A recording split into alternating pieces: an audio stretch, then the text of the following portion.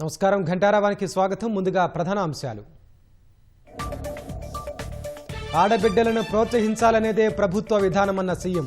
మహిళలను కోటీశ్వరులు చేయడమే లక్ష్యమని వెల్లడి.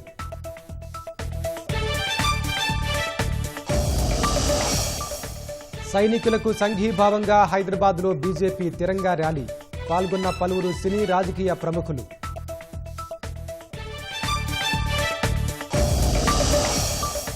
PSLV C-61 రాకెట్ ప్రయోగానికి కౌంట్ డౌన్ మొదలు. రేపు ఉదయం 5:59 నింగిలోకి ప్రయాణం.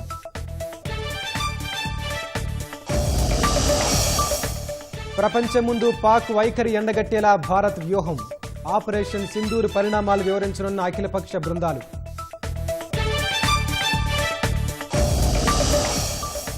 ప్రపంచ సుందరి పోటీదారులకు స్పోర్ట్స్ డే. గచ్చిబౌలి స్టేడియంలో జరిగిన క్రీడల్లో పాల్గొన్న ముద్దుగుమ్మలు.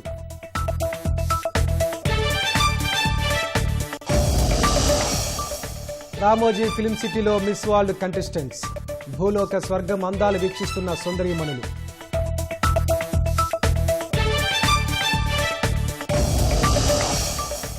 అంచనాల కంటే ముందే విచ్చేసిన నైరుతి రుతుపవనాలు. వారం రోజుల్లో కేరళను తాకే అవకాశం.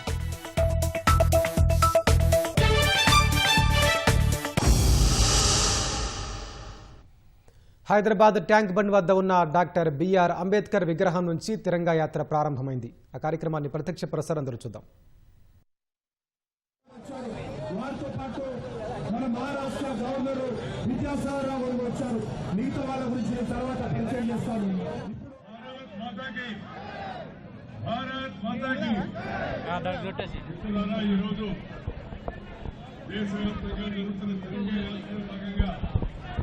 హైదరాబాద్ నగరంలో కిషోర్ రెడ్డి గారి యొక్క నాయకత్వాన హైదరాబాద్లో పౌరులందరూ కలిపి పార్టీలకు అతీతంగా అందరూ ఈరోజు ఈ తిరంగా యాత్ర నిర్వహించడం చాలా సంతోషదాయకం.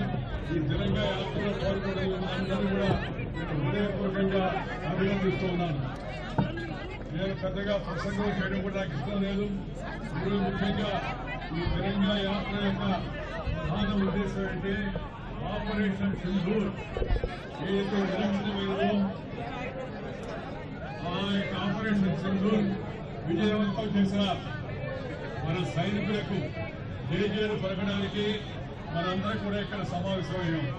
ఈ తిరంగా యొక్క ముఖ్య ఉద్దేశం మన భారతీయ వీర సైనికులకు ఆపరేషన్ సింధూర్ దాన్ని విజయవంతం చేసి చాలా తక్కువ సమయంలో చాలా సమయబద్ధంగా వ్యవహరించి సమయస్ఫూర్తితో ఏకాగ్రతతో వాళ్ళ యొక్క శత్రు స్థావరాలను టెర్రరిస్టు కార్యకలాపాలను విధ్వంసం చేయడం కోసం మనం ఆ రోజు రాత్రి తెల్లవారుజామున మన యొక్క సైనికులు వీరోచితమైన పోరాటం చేసి ఆ యొక్క టెర్రరిస్టు స్థావరాలను ధ్వంసం చేశారు.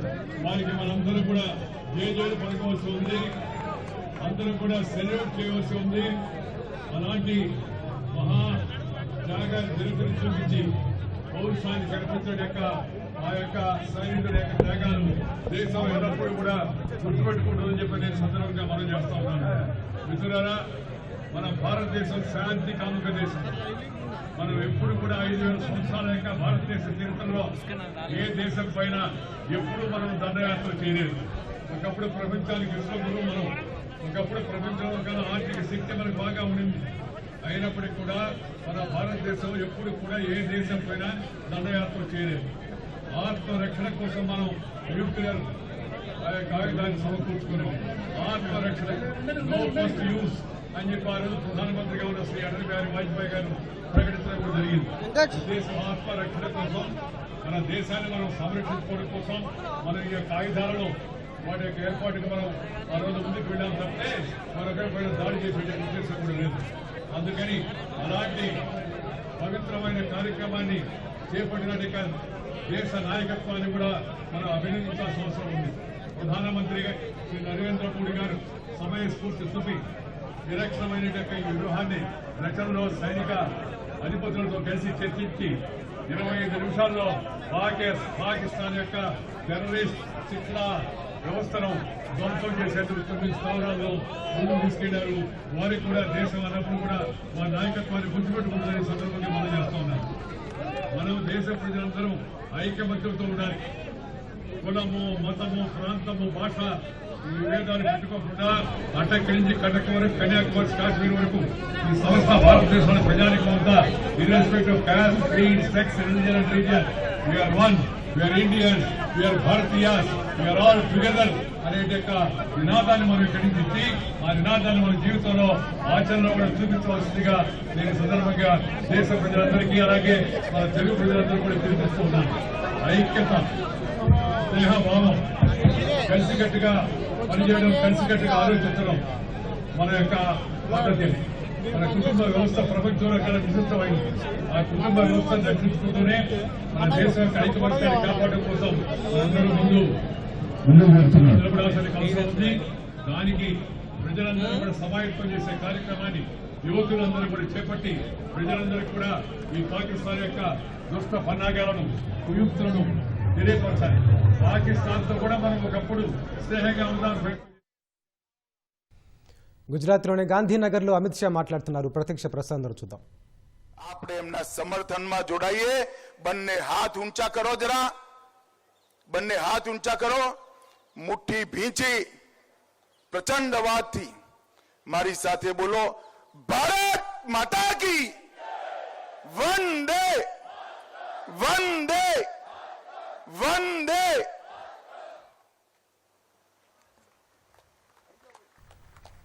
बहुत धन्यवाद. અને હવે રાષ્ટ્રગાન પ્રસ્તુત થાય છે. બધાએ સાવધાનની સ્થિતિમાં ઉભા રહેવા માટે రాష్ట్రంలోని స్వయం సహాయక మహిళా సంఘాల సభ్యులకు ప్రభుత్వం ఆరోగ్య భద్రత కల్పిస్తుందని ముఖ్యమంత్రి రేవంత్ రెడ్డి భరోసా ఇచ్చారు. మహిళా సంఘాల సభ్యులకు యూనిక్ నంబర్ లేదా క్యూఆర్ కోడ్ కలిగిన గుర్తింపు కార్డు జారీ విధానం అమల్లోకి తేవాలని అధికారులను ఆదేశించారు. ఆరోగ్య, ఆర్థిక పరమైన వివరాలతో కూడిన డేటాబేస్ తయారు చేసి అందరికీ ఆరోగ్య పరీక్షలు చేయించాలని యంత్రాంగానికి నిర్దేశించారు.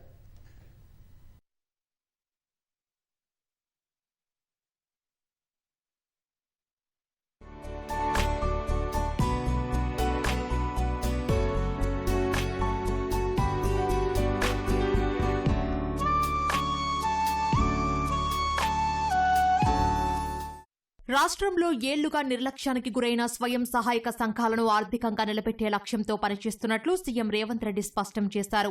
1 ట్రిలియన్ ఎకనామీ లక్ష్యం సాధించాలనే లక్ష్యంలో భాగంగా 1 కోటి మంది మహిళలను కోటీశ్వరులుగా చేయాలనే సంకల్పంతో సర్కార్ పనిచేస్తుందని వివరించారు. మహాలక్ష్మి పథకంతో అతివలకు డబ్బు ఆదా కావడమే కాదు, ఆర్టీసీ సంస్థ లాభాల బాట పట్టిందని ముఖ్యమంత్రి తెలిపారు. మహిళా గ్రూపులకు ఇప్పటికే 150 బస్సులను కేటాయించామన్న సీఎం 600 బస్సులను నడిపే స్థాయికి ఎదగాలని ఆకాంక్షించారు. హైదరాబాద్ జూబ్లీహిల్స్ జేఆర్సీ కన్వెన్షన్ లో వీహబ్ ఉమెన్ యాక్సిలరేషన్ కార్యక్రమాన్ని రేవంత్ రెడ్డి ప్రారంభించారు. స్వయం సహాయక సంఘాల ఆధ్వర్యంలో ఏర్పాటు చేసిన స్టాళ్లను సీఎం సందర్శించారు.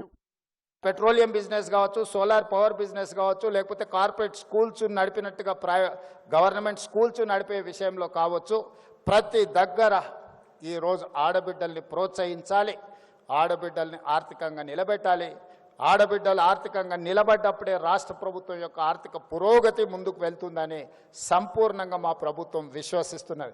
అందుకే వీహబ్కి సీతన్ సీఈఓగా నియమించిన తర్వాత తీసుకుంటున్న కార్యక్రమాలను కూడా రాష్ట్ర ప్రభుత్వం సంపూర్ణంగా ప్రోత్సహిస్తుంది. సర్ప్ కావచ్చు, మెప్మా కావచ్చు, 67 లక్షల మంది సభ్యులు ఉన్నారు. ఈ 67 లక్షల మంది సభ్యులను 1 కోటి మందిగా మార్చాల్సిందిగా సంఘాలలో సభ్యులుగా చేయాల్సిన బాధ్యత మీదే. ఆ 1 కోటి మంది మహిళలు అనుకుంటే ఈ రాష్ట్రంలో ఏ ప్రభుత్వాన్నైనా గద్దెనెక్కించగలరు, ఏ ప్రభుత్వాన్నైనా గద్దె దించగలరు.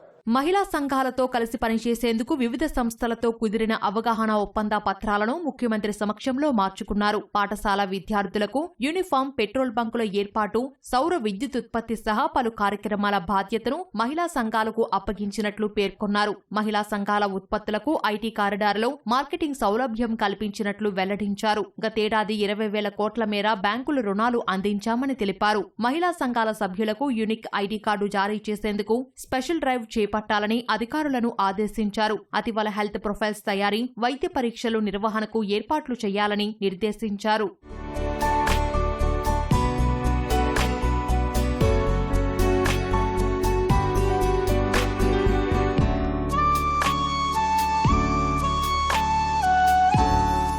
మీకు అండగా నిలబడతా, ఆర్థికంగా మీరు ఎదగండి. మీకు కావాల్సిన ప్రోత్సాహకాలు ఇచ్చే బాధ్యత నాది.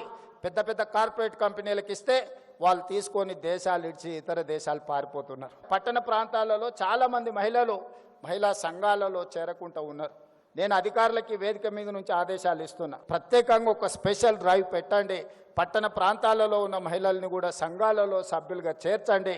వాళ్ళందరినీ వ్యాపారాలు చేసుకోవడానికి ప్రోత్సహిద్దాం. ఆడబిడ్డలు వ్యాపారంలో నిలదొక్కున్నప్పుడే ఆ కుటుంబం ఆర్థికంగా నిలబడుతుంది. ప్రతి ఆడబిడ్డకు ఒక క్యూఆర్ కోడ్ అంటే ఒక యూనిక్ నెంబర్ సాంకేతికంగా ఎట్లా అభివృద్ధి చేస్తారో సంజయ్ గారు చూడాలి. రాష్ట్ర ప్రభుత్వం ప్రత్యేకమైన దృష్టి పెట్టి ఈ డేటాబేస్ కలెక్ట్ చేయండి. వాళ్ళ హెల్త్ చెకప్ చేయించండి. వాళ్ళ కంప్లీట్గా హెల్త్ ప్రొఫైల్ బిల్డ్ చేయండి. ప్రతి సంవత్సరం ఒకసారి వాళ్లకు పూర్తి స్థాయిలో ఆరోగ్య పరీక్షలు చేయించగలిగినప్పుడు ఈ ఆడబిడ్డలకు వాస్తవంగా వాళ్ళ ఆరోగ్యం దెబ్బతిన కంటే ముందే మనం నియంత్రించవచ్చు. వచ్చిన తర్వాత వాళ్లకు వైద్య సహాయాన్ని అందించడం కాదు, వాళ్ళకు ఆరోగ్య సమస్యలు రాకుండానే ముందుగానే వాళ్లకు మనము ఆరోగ్యపరమైన సూచనలు చేయడమే కాకుండా అవగాహన కల్పించి వాళ్లకు అవసరమైన ఆరోగ్య భద్రత రాష్ట్ర ప్రభుత్వం కల్పిస్తుంది. ఆడబిడ్డలు వ్యాపారాల్లో నిలదొక్కున్నప్పుడే కుటుంబాలు ఆర్థికంగా నిలబడతాయని ముఖ్యమంత్రి స్పష్టం చేశారు.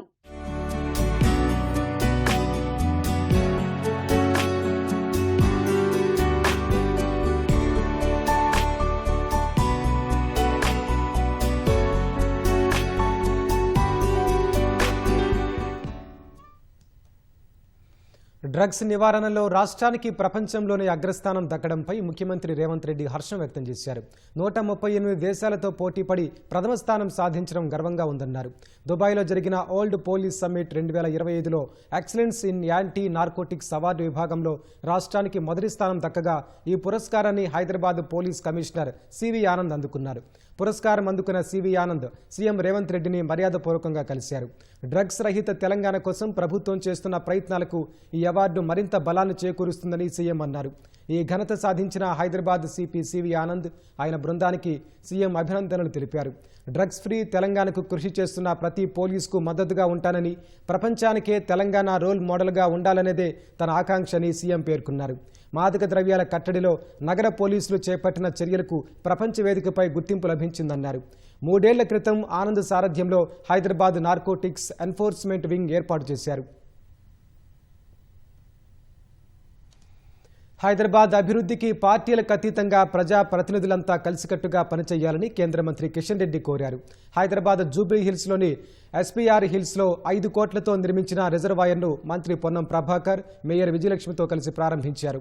బోరబండ, రహమత్ నగర్ డివిజన్లలో ఏళ్ల తరబడి ఎదుర్కొంటున్న తాగునీటి సమస్య ఈ రిజర్వాయర్తో పరిష్కారమైందని కిషన్ రెడ్డి అన్నారు.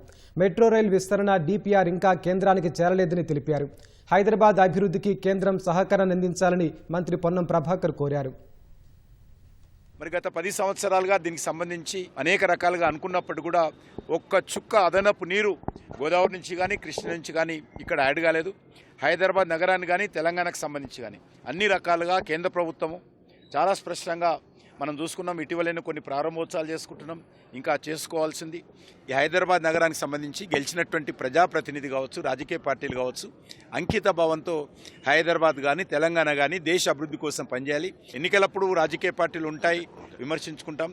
ఎన్నికల తర్వాత అభివృద్ధి లక్ష్యంగా అందరం కలిసిమెలిసి పనిచేయాలి. గతంలో కృష్ణా గోదావరి నుంచి వచ్చేటువంటి నీళ్లు తప్ప ఒక్క ఎమ్మెల్డీ వాటర్ కూడా మనం ఇక్కడికి సరఫరా చేసుకునేటువంటి ఇన్ఫ్రాస్ట్రక్చర్ క్రియేట్ చేసుకోలేకపోయినాం. ఇప్పుడు మళ్ళొక్కసారి దాదాపు 7,000 కోట్లతోటి 20 టీఎంసీని తీసుకొచ్చే ప్రణాళిక టెండర్ల ప్రక్రియలో ఉంది. రాబోయే కాలంలో ఎందుకంటే నగరం పెరుగుతూ ఉంది, దాని ప్రకారంగా త్రాగునీటికి సంబంధించినటువంటి సమస్యలు పరిష్కరించాలి. కాబట్టి కొంత హైదరాబాద్ నగర అభివృద్ధికి సంబంధించి సహకరించాలని ఈరోజు పెద్దలు కిషన్ రెడ్డి గారు విజ్ఞప్తి చేస్తా ఉన్నాం. రవాణా శాఖ మంత్రి పొన్నం ప్రభాకర్ హైదరాబాద్లో ఆర్టీసీ సిటీ బస్సులో ప్రయాణించారు. MP Anil Kumar Yadav, GHMC mayor Gadwal విజయలక్ష్మితో కలిసి జిల్లా కలెక్టరేట్కు కారులో వెళ్తున్న ఆయన మార్గమధ్యలో బస్సు ఎక్కి ప్రయాణికులతో ముచ్చటించారు. ప్రయాణికులకు ఇబ్బందులు లేకుండా సౌకర్యాలు పెంచుతామని పొన్నం ప్రభాకర్ తెలిపారు. సిటీ బస్సులకు సంబంధించి ఏ విధంగా జరుగుతుందనేటువంటి ఆలోచన కొద్దీ బస్సు ఎక్కినాం. అందరూ కూడా సోదరి మనంతా హ్యాపీ. బస్సులకు సంబంధించినటువంటి అన్ని రకాల వాళ్ళకు కన్వీనియంట్ ఉందని చెప్పినారు. తప్పకుండా ఇంకా ప్రభుత్వం కొత్త బస్సులు కొనుగోలు చేయడం ద్వారా మరిన్ని ఫ్రీక్వెన్సీ పెంచి వాళ్ళకి ఇబ్బంది లేకుండా చేస్తాం. అందుకే మహిళలతోనే బస్సులు కొనిచ్చే కార్యక్రమాన్ని చేస్తాను. మళ్ళీ జూన్ లోపల మళ్ళీ ఇంకా కొన్ని బస్సులు కూడా కొనుగోలు చేసే ప్రయత్నం మహిళా సంఘాల తరఫున జరుగుతూ ఉంది. సో మహిళలు ఈరోజు బస్సు ఫ్రీ ప్రయాణం ద్వారా వాళ్ళకు అనేక రకాలుగా సౌకర్యం దొరికిందనే సంతోషంలో ఉన్నారు. కాళేశ్వరం ప్రాజెక్టు కోసం చేపట్టిన ప్రజాభిప్రాయ సేకరణను అడ్డుకున్నారని మంత్రి శ్రీధర్ బాబు ఇతర కాంగ్రెస్ నేతలపై నమోదైన కేసును నాంపల్లి ప్రజాప్రతినిధులు కోర్టు కొట్టివేసింది. 2017లో పెద్దపల్లి పోలీస్ స్టేషన్లో నమోదైన కేసును కొట్టివేస్తూ కోర్టు తీర్పు వెలువరించింది. ప్రజా విజయంగా అభివర్ణించిన మంత్రి శ్రీధర్ బాబు కోర్టు వెలుపల మిఠాయిలు పంచారు. రైతుల పక్షాన వారి హక్కులు కాపాడేందుకు పోరాటం చేసిన వారిపై నాటి బీఆర్ఎస్ సర్కార్ అక్రమ కేసులు బనాయించారని ఆక్షేపించారు.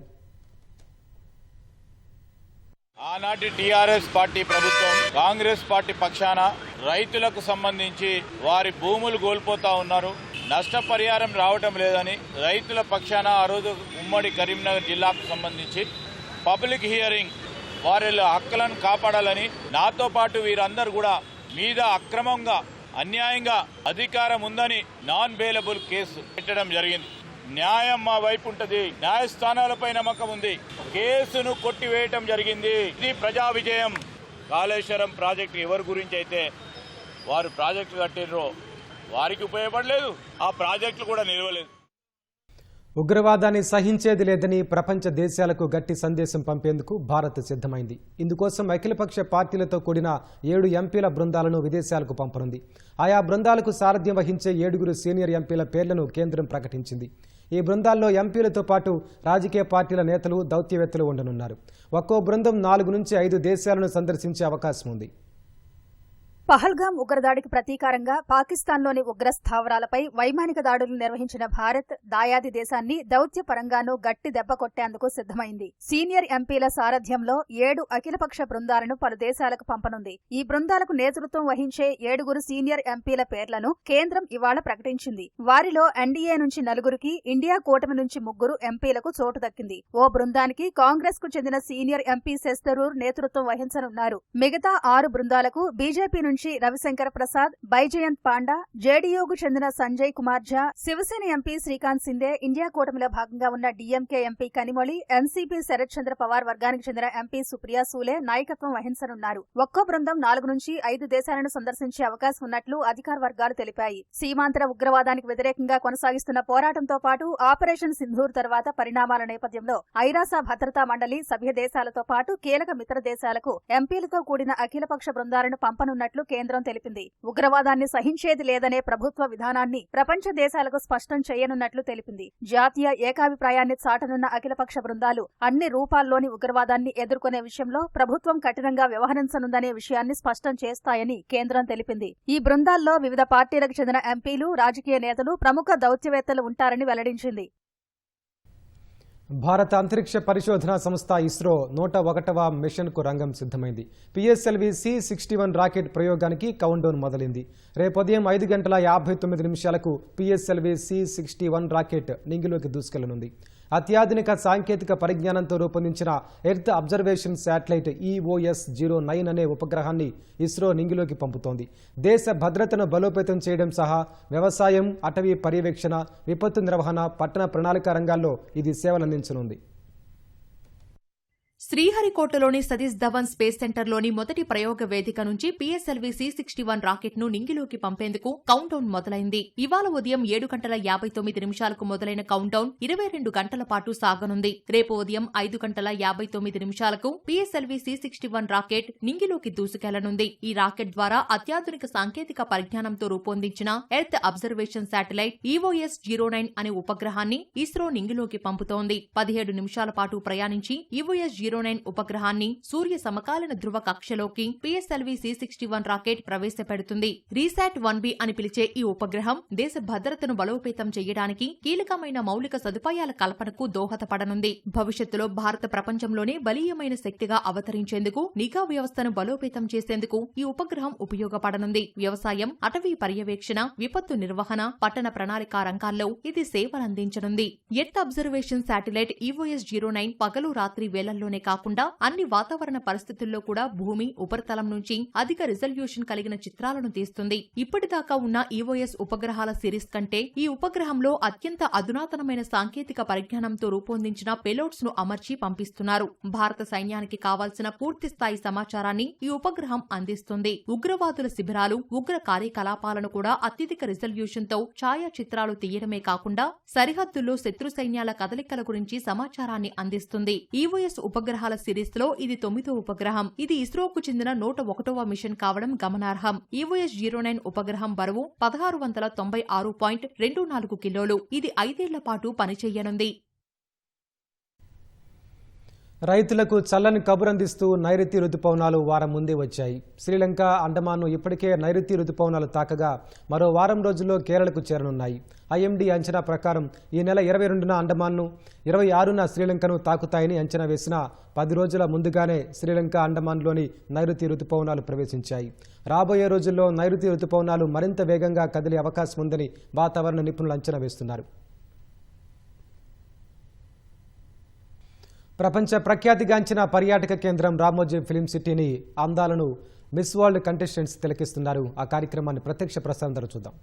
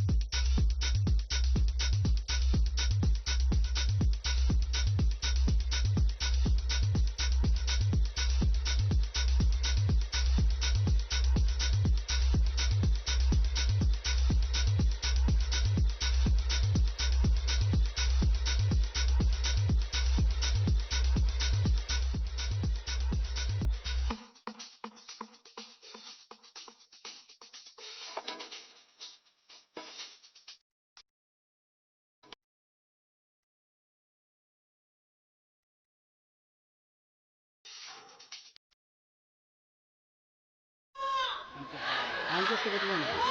ఆన్ చేయమని